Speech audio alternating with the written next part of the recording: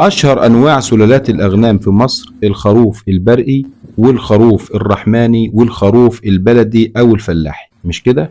فتعالوا نتعرف في الفيديو دوت على الخروف البرقي.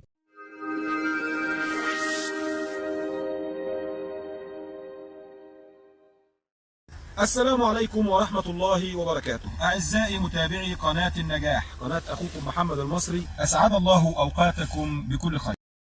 ليه الخروف البرقي سموه برقي؟ أو في بعض المناطق بيقولوا عليه برقاوي. أولا سلالة الخروف البرقي هي سلالة من أفضل أنواع السلالات اللي موجودة في مصر، وأصل السلالة دي يا جماعة هي سلالة أصلا نازلة لينا إحنا هنا في مصر من ليبيا، وانتقلت لمصر مع الليبيين أثناء هجرتهم لمصر أيام الاحتلال الإيطالي لليبيا، وعشان كده اتسمى الخروف ده برقي نسبة لموطنه الأصلي اللي هو إقليم برقة في ليبيا. وفي تونس والجزائر والمغرب بيسموه البركي.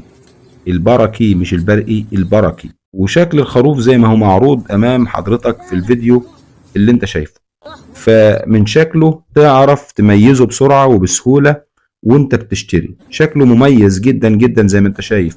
هو خروف حجمه صغير شوية عن البلدي، وصغير برضو شوية عن الرحماني. أنفه مناخيره يعني مستقيمة، ودي ميزة تميزه بيها بسرعة عن أي خروف تاني. خروف لونه في الغالب بيكون فاتح، لونه شبه لون التراب. اللية بتاعته صغيرة الحجم ومثلثة الشكل. وطبعا لأن الخروف البرقي قائم أصلا على الرعي والمشي كتير، فهتلاقي رجليه رفيعة عشان تساعده على المشي كتير. قرونه مميزة، تلاقي القرن عريض وقوي.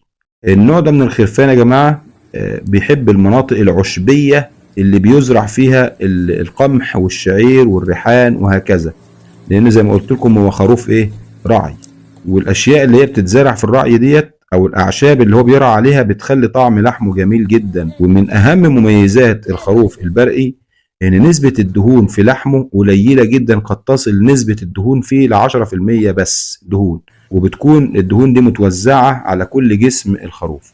الخروف البرقي اللي معدي ال6 شهور وزنه بيكون من 30 ل 50 كيلو جرام. أما لو عمر الخروف من 12 شهر ل 18 شهر بيوصل وزن الخروف البرقي من 60 ل 85 كيلو، ده طبعا راجع لطريقة التسمين بتاعتك. أما الربعية اللي عمرها بيتراوح ما بين 18 شهر ل 24 شهر من سلالة الخروف البرقي بيوصل وزنها من 65 ل 78 كيلو جرام. طيب الخروف البرقي ينفع نذبح منه أضحية لعيد الأضحى؟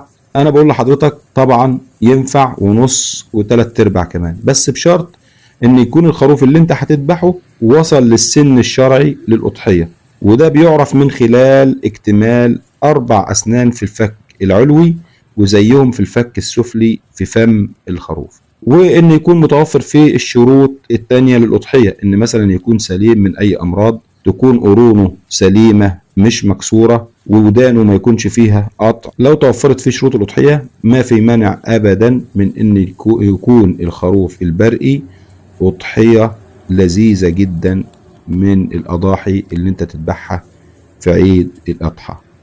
أنا بقول لك هات واذبح، وكل سنة وانتم طيبين. مش كده ولا ايه؟ يا رب نكون بنقدر نفيدكم بمعلومة في الفيديو القصير دوت. اذا عجبك الفيديو ما تنساش تعمل لايك وشير وسبسكرايب، والسلام عليكم ورحمة الله وبركاته.